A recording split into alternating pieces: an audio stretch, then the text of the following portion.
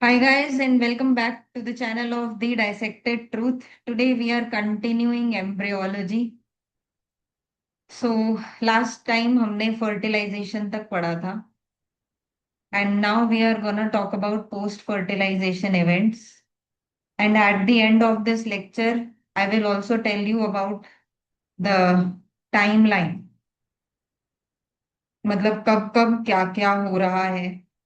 So like we should also keep this in mind क्योंकि like most of the colleges में ऐसे बताते हैं first week of development of the embryo, second week of development, third week of development and so on. So weeks के हिसाब से बताते हैं बट यहाँ पे मैंने डेज कौन से डे पे कौन सा इवेंट हो रहा है वो मैंने इंक्लूड कर दिया है यहाँ पे. So let us start with the post fertilisation events. तो बताओ फर्टिलाइजेशन के बाद क्या क्या होगा. छोटी छोटी चीजें तो पता है तुमको. फर्टिलाइजेशन हुआ, जाइगोट बना.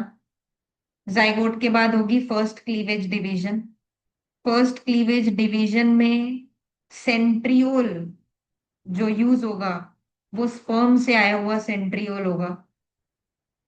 Then first cleavage division will lead to two blastomeres. Then second cleavage division you will have four blastomeres, right? Diagram देखना है तो दिखा देती हूँ एक बार. Then after four blastomeres, you will have eight blastomeres. सही है. ठीक है. देख लो. ठीक है.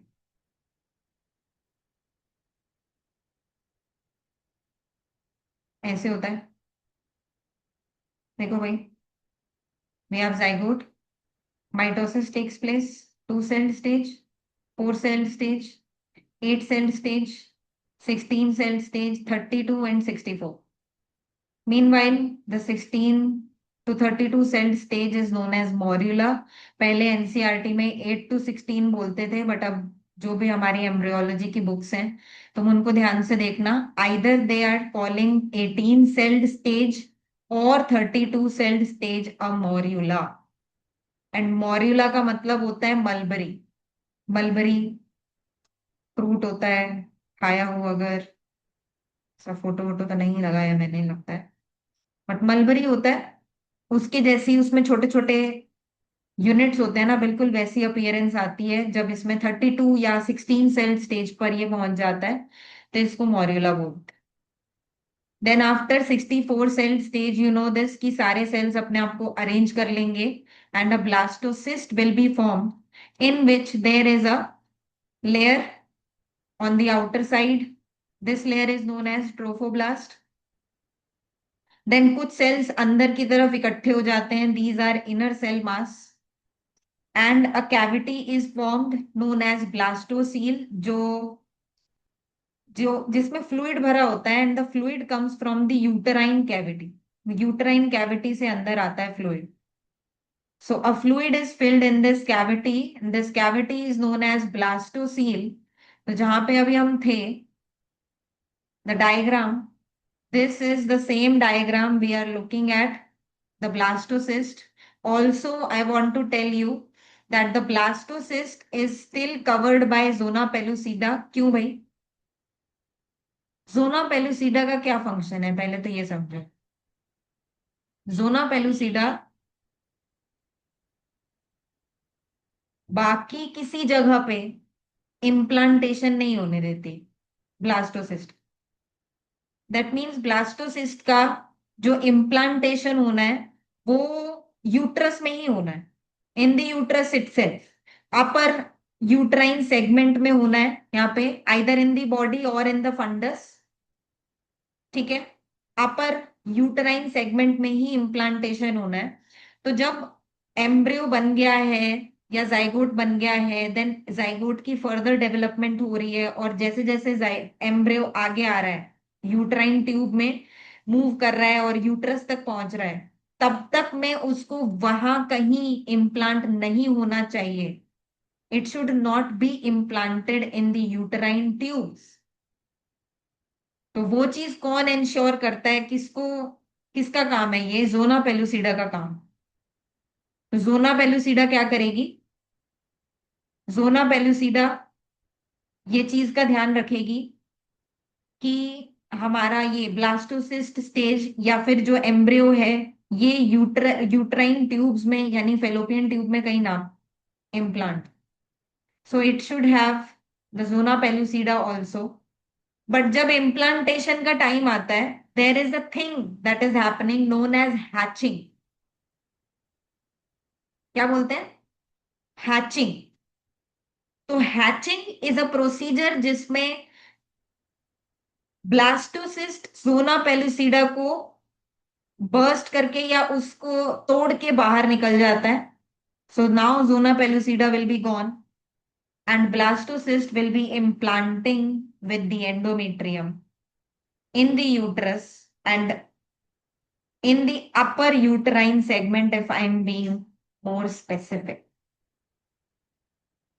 ठीक है, तो अब हम आगे चलेंगे। राइट नाउ यहाँ पे जो आउटर एक लेयर बनाया है that is trophoblast, then these mass of cells, this is inner cell mass, and there is a cavity also known as blastocoel. ठीक है, now we have to move forward. और मैं एक बात बता दूं बिल्कुल यहीं से स्टार्ट करके कि जो भी हमारी तीन जर्म लेयर्स बनने वाली है ना, एक्टोडर्म, मीजोडर्म और एंडोडर्म, तीनों ही germ layers inner cell mass से बनेंगी और उसमें भी स्पेसिफिकली एपीब्लास्ट से बनेंगी। तो will talk about this, will see this. ठीक है, तो जहां जिस एंड ऑफ दिस एम्ब्रियो पे इनर सेल मास होता है उस एंड को या उस पोल को एम्ब्रियोनिक पोल या फिर एनिमल पोल बोलते हैं। And on the other side like दूसरे इसके ऑपोजिट पोल को एब एम्ब्रियोनिक पोल बोलते हैं। क्या बोलते हैं, एब एम्ब्रियोनिक पोल। ठीक है, अब देखना क्या क्या होने वाला है। देख, again we have the same diagrams, बस इसमें थोड़ा सा क्या डिफरेंट हुआ है मैं बता देती हूँ। ट्रोफोब्लास्ट को अब मैंने एक लाइन से दिखाना स्टार्ट कर दिया। व्हाट हैपेंड इज, जो इनर सेल मास है उसके कुछ सेल्स फ्लैट हो गए हैं, they became flat and they lined the inner cell mass. देख रहे हो, flattened cells, some of the cells of inner cell mass differentiate, become flattened and come to line its free surface, and these cells are known as hypoblast cells. ठीक है, बाकी के बचे हुए जो भी इनर सेल मास के सेल्स हैं, they will become elongated, columnar and they will form epiblast. तो इस पॉइंट ऑफ टाइम पे हमारे पास जो इनर सेल मास था, पहले उसके कुछ सेल्स फ्लैट हो गए, free surface of inner cell mass को कवर कर लिए, and now they are known as hypoblast. And the remaining cells of inner cell mass उन्होंने क्या किया, वो कॉलमनार बन गए और उन्होंने एपीब्लास्ट बना। यहीं पे एक और चीज देख लो। ठीक है, एपीब्लास्ट कंटिन्यूज टू एक्सप्रेस नैनोक, ये जीन है नैनोक, ये प्लूरिपोटेंसी मेंटेन करता है। So if epiblast is continuing to express nanog, that means कि इसमें अभी भी pluripotency रहेगी and it can differentiate to create many other types of cells. जबकि hypoblast में down regulate हो जाता है nanog, it is not expressing anymore, so it will not form the other structures, ये differentiate नहीं करेगा ज्यादा। इससे पता चलता है कि एपीब्लास्ट से ही पूरा एम्ब्रियो बनने वाला है और हाइपोब्लास्ट से एक्स्ट्रा एम्ब्रियोनिक स्ट्रक्चर्स बन सकते। एम्ब्रियो से हटके जो एम्ब्रियो के बाहर के स्ट्रक्चर्स बनने वाले हैं वो हाइपोब्लास्ट से बन सकते। एंड अभी प्लूरिपोटेंसी की बात हो ही गई है तो मैंने यहाँ पे तीनों टर्म्स को डिस्क्राइब कर दिया है, व्हाट इज टोटीपोटेंसी, प्लूरिपोटेंसी एंड मल्टीपोटेंसी। सो टोटी पोटेंसी मीन्स टोटल पोटेंशियल, सब कुछ बना सकता है ये, everything. That means it can give rise to all the types of cells and extra embryonic tissue, सब कुछ. तो जैसे जाइगोट होता है हमारा, द स्टार्टिंग सेल, उसी से सब कुछ बनता है, इसलिए जाइगोट टोटीपोटेंट सेल. ठीक है, चले आगे. Then we have pluripotent cell. Pluri means many, plural. So this cell will have a potential to create many type of cells, but not all.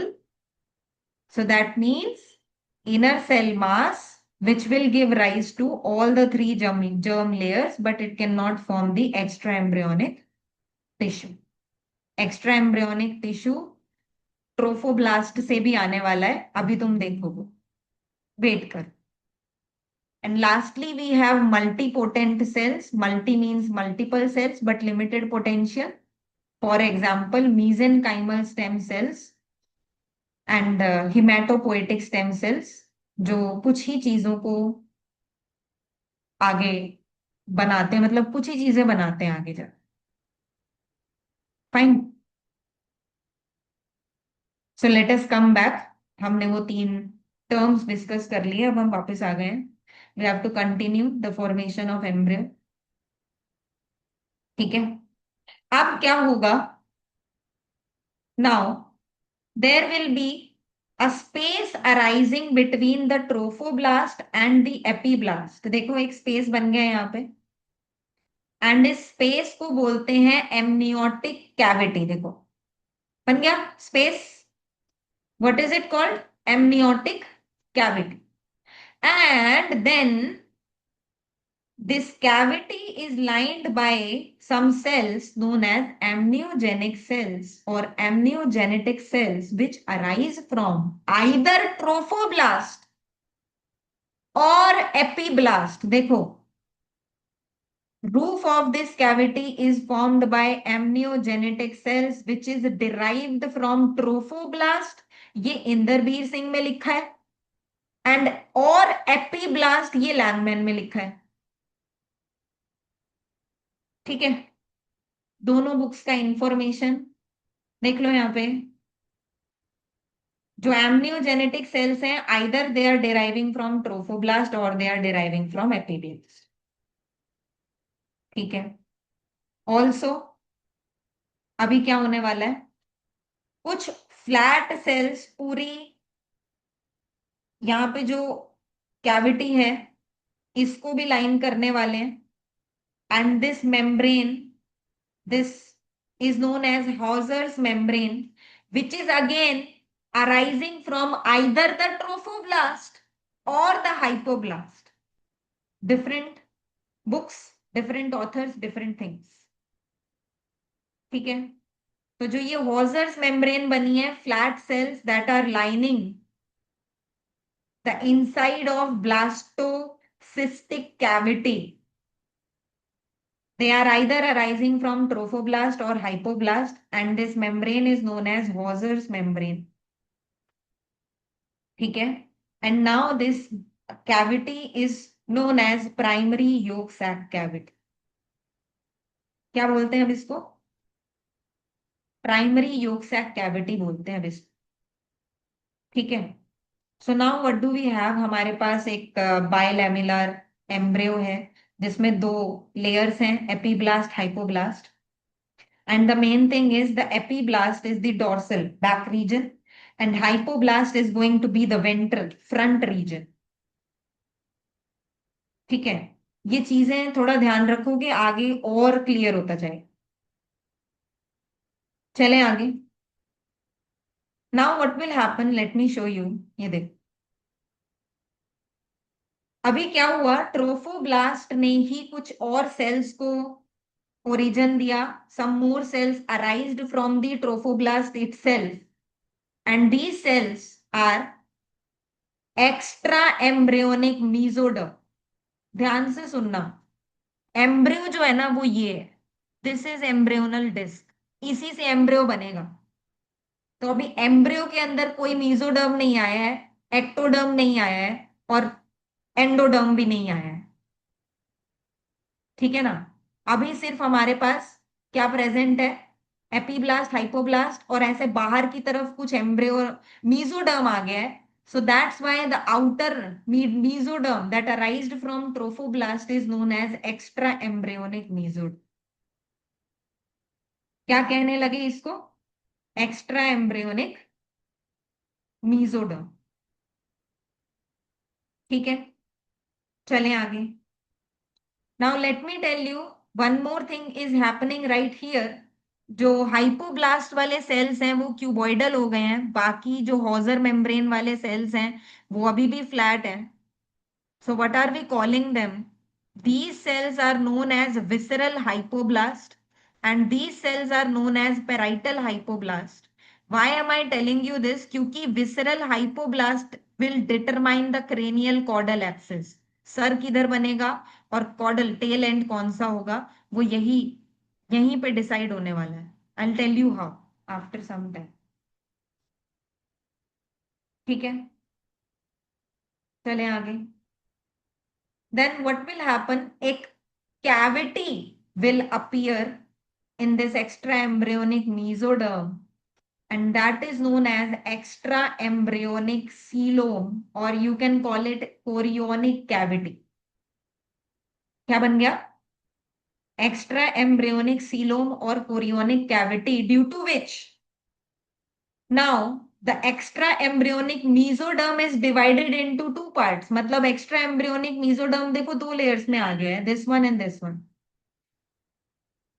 सो जो अंदर की तरफ है, this one is known as splanchnopleuric mesoderm, वो भी extra embryonic. And the outer one is known as somatopleuric extra embryonic mesoderm. क्या क्या आ गया? Splanchnopleuric extra embryonic mesoderm and somatopleuric extra embryonic mesoderm. ठीक है। ऑल्सो एक चीज और देखना कि यहाँ पे पूरा मीजोडर्म अभी भी पूरा ही है, मतलब उसमें कोई सीलोम नहीं है। So this part of the extra embryonic mesoderm is known as connecting stalk bit because it will connect the embryo, this thing, to the trophoblast. Also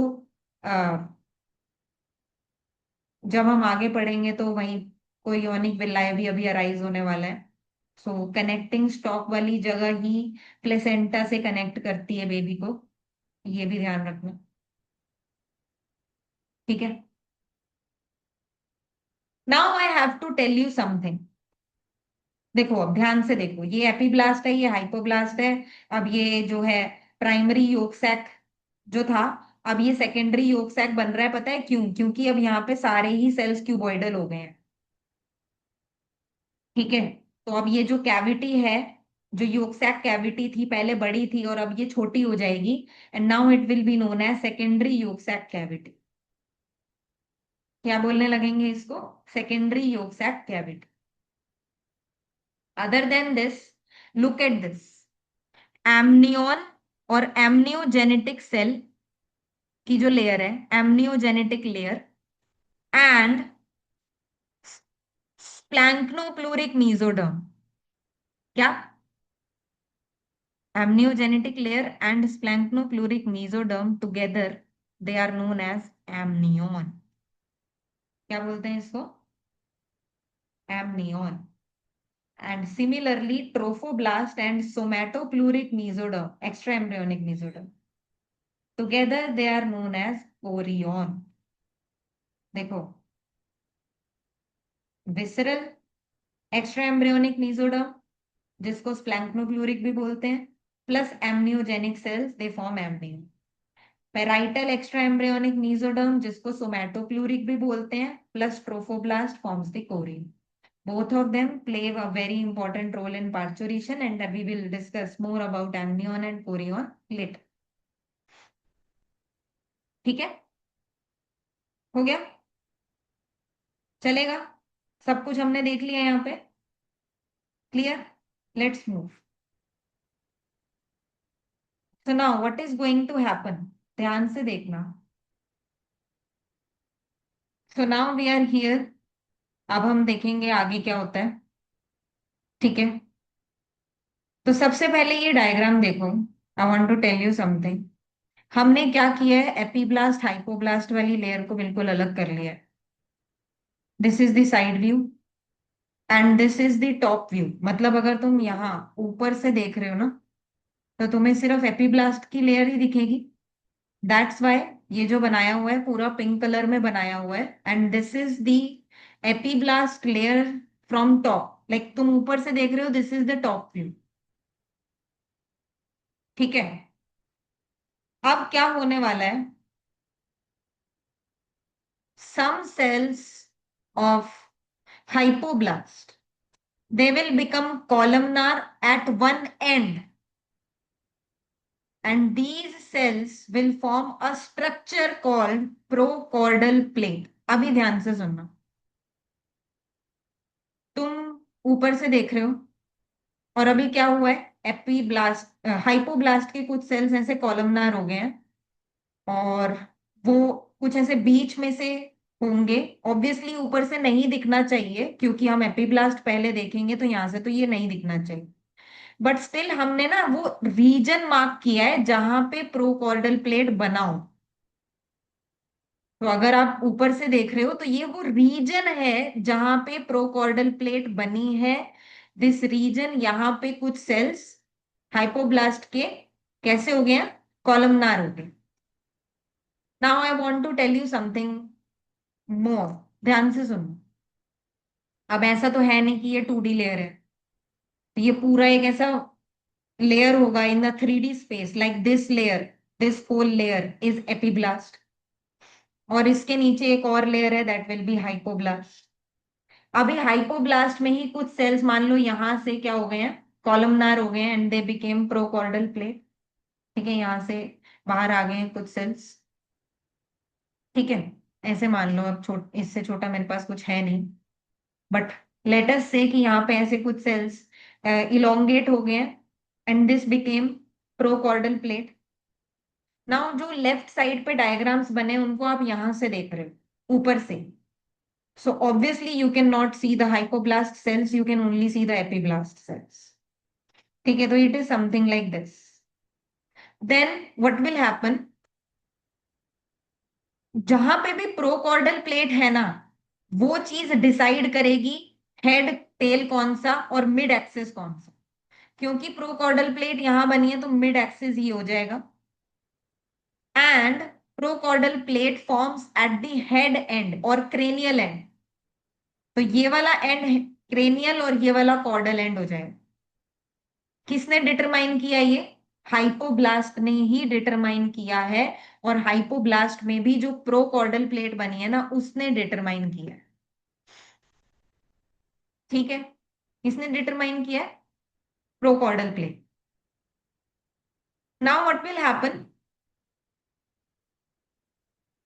tell end पे एपिब्लास्ट के कुछ सेल्स प्रोलिफरेट करेंगे, and there will be a mass of cells here. And ये mass of cell पूरा ऐसे bulge out करेगा in the amniotic cavity, obviously, क्योंकि यहाँ पे ये बन रहा है पूरा mass of cell. And this mass of cell is known as primitive streak. क्या बोलते हैं इसको, प्रिमिटिव स्ट्रीक। तो ये भी ऐसे मिड लाइन वाले रीजन में बना है, and this is primitive streak. And अगर मैं फिर से दिखाऊं विद द, देखो ये कुछ ऐसे है। ठीक है, ये एपिब्लास्ट, ये हाइपोब्लास्ट। हाइपोब्लास्ट में कुछ सेल्स ऐसे इलोंगेट हो गए बीच में, प्रोकॉर्डल प्लेट, एंड कुछ यहाँ पे मास ऑफ सेल बन गया ये। This is primitive streak, so it is something like this. Now what will happen, primitive streak के कुछ सेल्स माइग्रेट करेंगे, they will come between epiblast and hypoblast. इसके बीच में कुछ सेल्स आ जाएंगे, and these cells will be known as intra embryonic mesoderm, क्योंकि यही हमारा एम्ब्रियो है और इसी में अब मीजोडर्म आ गया। So that is intra embryonic mesoderm. Some cells of primitive streak migrate between epiblast and hypoblast, and these cells will become intra embryonic mesoderm. तो यहाँ पे एक बीच में लेयर आ गई है इंट्रा एम्ब्रियोनिक मीजोडर्म।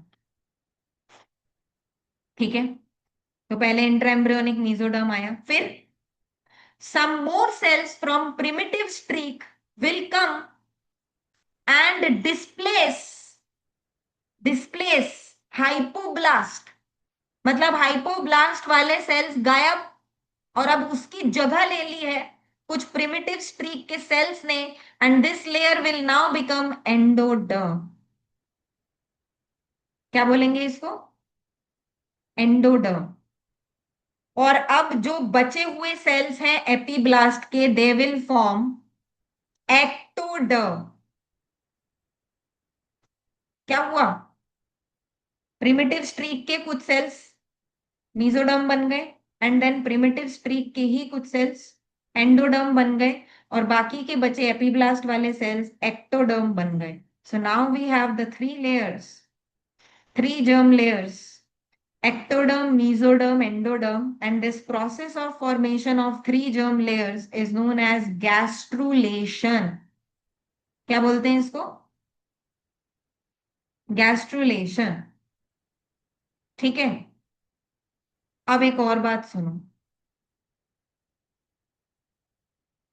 देखो, मीजोडर्म ना पूरी जगह फैल जाएगा, लेकिन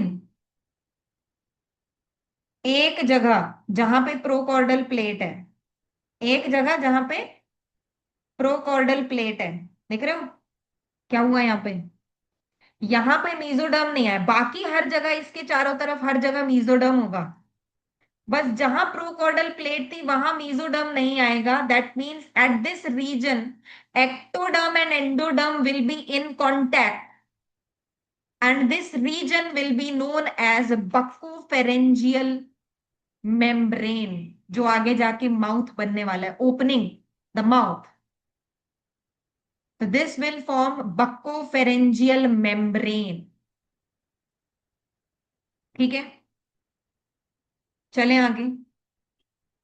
then what do we have?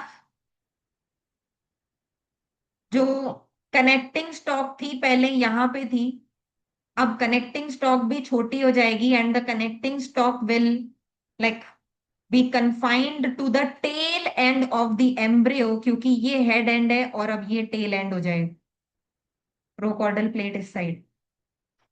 तो हेड एंड की तरफ ये हेड एंड, ये टेल एंड है। तो अब जो ये कनेक्टिंग स्टॉक है ये टेल एंड वाली तरफ शिफ्ट हो गई है। अदर देन दैट, प्रोकॉर्डल प्लेट वाली जगह पे एक्टोडर्म एंडोडर्म कॉन्टैक्ट में है, वहां पे मीजोडर्म नहीं है। प्रिमिटिव स्ट्रीक है, प्रिमिटिव स्ट्रीक के पीछे से कुछ सेल्स मीजोडर्म के ही, इंट्रा एम्ब्रियोनिक मीजोडर्म के ही कुछ सेल्स यहां से निकल के माइग्रेट करके कनेक्टिंग स्टॉक में चले जाते हैं। क्या बोला मैंने? Intra embryonic mesoderm, some cells will pass into the connecting stalk। ठीक है, तो यहाँ पे अगेन एक ऐसी जगह बनेगी जहां पे एंडोडर्म और एक्टोडर्म कांटेक्ट में रहेंगे, and that thing will be known as cloacal membrane. This, तो एक तो ये रीजन है बक्कोफेरेंजियल मेम्ब्रेन जहां पे एक्टोडर्म एंडोडर्म के कांटेक्ट में है, और एक ये रीजन है क्लोएकल मेम्ब्रेन जहां पे एक्टोडर्म एंडोडर्म कांटेक्ट। बाकी हर जगह मीजोडर्म है, नो प्रॉब्लम। ठीक है, तो ये एनल ओपनिंग बनेगा और ये माउथ वाला ओपनिंग बनेगा। That's why these are very important things. ठीक है, तो तुम देख सकते हो at the end your embryo will look like this. ठीक है, और ये जितने भी इवेंट्स थे ये फर्स्ट 14 डेज यानी फर्स्ट 2 वीक्स ऑफ डेवलपमेंट में होते हैं। इसलिए अगर यहाँ पे कोई भी टेराटोजेंस आएंगे, मतलब सम हार्मफुल सब्सटेंसेस जो एम्ब्रियोनिक डेवलपमेंट में प्रॉब्लम क्रिएट कर सकते हैं, तो it will result in death of the embryo. Embryo will not survive, like smoking agents, alcoholic agents, ऐसे कोई भी एजेंट्स होंगे जिनको टेराटोजेंस बोलते हैं, they will kill the embryo। ठीक है. So at last we have this timeline. At the age of 2 days, two celled embryo होता है. 3 days पे मॉर्यूला बनता है. 4 days पे ब्लास्टोसिस्ट बन जाता है. 8 days पे बाइलैमिलर डिस्क बन जाती है, हाइपोब्लास्ट एपिब्लास्ट. 14 days तक प्रोकॉर्डल प्लेट और प्रिमिटिव स्ट्रीक भी बन जाता है. ठीक है. देन प्रिमिटिव स्ट्रीक डेवलप करती है. 16 days पे इंट्रा एम्ब्रियोनिक मीजोडर्म आ जाता है. ठीक है. फिर 17th डे पे नोटोकॉर्डल प्रोसेस अपीयर होता है. And heart tube also start to appear in cardiogenic area. Both these things you will see in folding of embryo वाला टॉपिक. बट अभी इससे अगला जो हमें पढ़ना है वो नोटोकॉर्ड का डेवलपमेंट ही पढ़ना है, तो प्लीज ये ध्यान रखें. 17th डे और in 3rd week of development notochord बनने लगता है. Also in 3rd week itself 19 days intra embryonic mesoderm की भी अपनी सब डिविजन हो जाती हैं. ठीक है. और connecting stalk can be distinguished, वो पूरा अच्छे से डेवलप हो जाता है. So next up we have to do this notochord. And उसके नेक्स्ट टॉपिक में हमें करना है इंट्रा एम्ब्रियोनिक मीजोडर्म के subdivisions. So will talk about that in next lecture. पहले नोटोकॉर्ड पढ़ेंगे और उसके नेक्स्ट लेक्चर में subdivisions of intra embryonic mesoderm पढ़ेंगे. So I think that's it for this lecture. We'll meet again in another lecture with another topic. Till then, tata, bye bye, take care.